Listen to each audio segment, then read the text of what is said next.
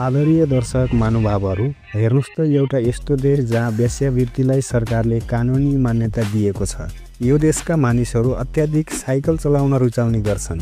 यसै त यस देशको ठूलो भाग समुद्री सतहभन्दा मुनि रहेको छ। त्यसैले देशभित्र पानी नपसोस् भनेर 1400 किलोमिटर लामो पर्खाल बनाइएको छ।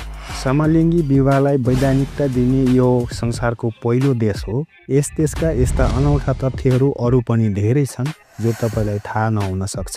दर्शक महानुभावहरू, आज हामी पश्चिम युरोपमा अवस्थित सुन्दर देश नेदरल्यान्डको बारेमा अनौठा तथ्यहरूको बारेमा चर्चा गर्नेछौँ। दर्शकबिन, यो भिडियो अन्तिमसम्म हेर्नुहोला। कृपया हाम्रो च्यानल विश्व रोचक ज्ञानलाई माया गरी सब्स्क्राइब गर्नुहोला र यो भिडियो तपाईँ कहाँदेखि हेर्दै हुनुहुन्छ दर्शकबिन कमेन्ट गर्न नभुल्नुहोला। नेदरल्यान्ड युरोपेली महादेशीय एउटा देश हो जसलाई हल्यान्ड पनि भनेर चिन्ने गरिन्छ। यसको उत्तर तथा पश्चिमको सिमाना समुद्रले जोडिएको छ भने दक्षिणमा बेल्जियम र पूर्वमा जर्मनीसँग सिमाना जोडिएको छ। नेदरल्यान्डको कुल क्षेत्रफल 41,543 वर्ग किलोमिटर रहेको छ भने यस देशको जनसङ्ख्या 1,76,00,000 रहेको छ। यस देशको राजधानी एम्स्टर्डम हो। यस्तै डच नेदरल्यान्डको राष्ट्रिय भाषा हो र यस देशमा सुन्दर ताल र प्राकृतिक दृश्य देख्न सकिन्छ। यहाँको मुद्रा अमेरिकी डलर र युरो चल्ने गर्छ। साँच्चैकै यो देश सुन्दर छ। यसै त नेदरल्यान्डका कुराहरू सुनेर धेरै अनौठो लाग्छ, तर यहाँका मानिसको लागि यो सामान्य कुरा हो। यहाँका मानिसहरू खुलेर शारीरिक सम्पर्क राख्न रुचाउँछन् र नेदरल्यान्डमा यहाँका वेश्यावृत्तिको कानुन छ। शर्त यो छ कि महिलाहरू 18 वर्षभन्दा माथिको हुनुपर्छ र ग्राहक पुरुषहरू 16 वर्षभन्दा माथिको हुनुपर्छ।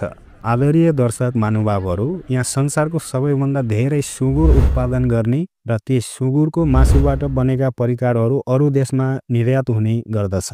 यस देशको हरेक मुख्य चोकहरूमा क्रिसमस ट्री राखिएको हुन्छ।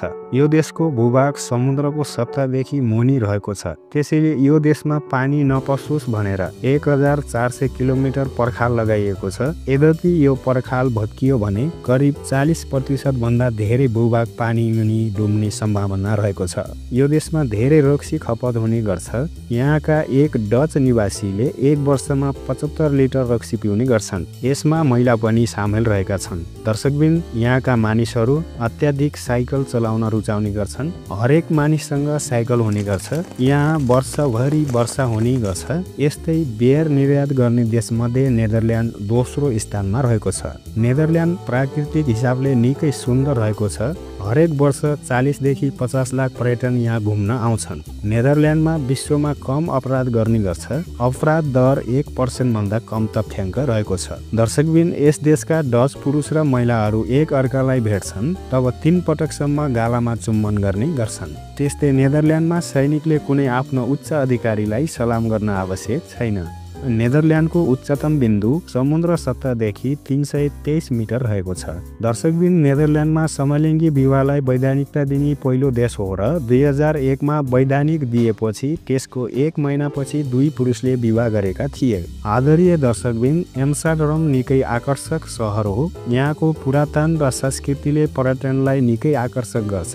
यहाँको राष्ट्रिय गान धेरै पुरानो सन् 1568 मा लेखिएको थियो। नेदरल्यान्डको 3 रङको राष्ट्रिय झण्डा पनि धेरै पुरानो रहेको छ। नेदरल्यान्डमा पानी निकाल्न 100 वर्षदेखि हावाबाट चल्ने मिलको प्रयोग हुँदै आएको छ। एकै ठाउँमा 100 वर्ष पहिलेदेखि सञ्चालनमा रहेका 1000 पानी मिल अहिले पनि सञ्चालनमा रहेका छन्। दर्शकबिन, यो देश प्रविधिमा पनि निकै अगाडि रहेको छ। डच कम्पनी फिलिप्सले 1967 मा अडियो टेप, 1972 मा भिडियो टेप, 1982 मा सिडी र 1985 मा सिडी रोमको आविष्कार गरेको थियो। माइक्रोस्कोप, एलिस्कोप र पेन्डुलम घडी 16 र 17औं शताब्दीमा आविष्कार गरेको थियो।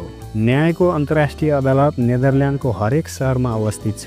2007 एक अन्तर्राष्ट्रिय रिपोर्ट अनुसार नेदरल्यान्ड बच्चाहरूको लागि सबैभन्दा राम्रो देश मानिएको छ। 1672 को वर्ष नेदरल्यान्डको प्रकोपको वर्ष भनिन्छ किनभने इङ्ल्यान्ड, फ्रान्स धेरै देश मिलेर यो देशलाई ध्वस्त पारेका थिए। यो पनि भनिन्छ कि नेदरल्यान्डका डच क्रोधित जनताले आफ्नो हारका कारण प्रधानमन्त्रीलाई मारेर खाएका थिए। कुनै समय नेदरल्यान्डमा अपराधी नपाउँदा त्यहाँको मुख्य 8वटा जेल बन्द गर्नु परेको थियो। नेदरल्यान्ड रात्रि जीवनका लागि रात्रि बार र विभिन्न रात्रि क्लबहरू डान्स बार रहेका छन्। यहाँको रात्रि जीवन निकै आनन्दमय बित्ने गर्दछ।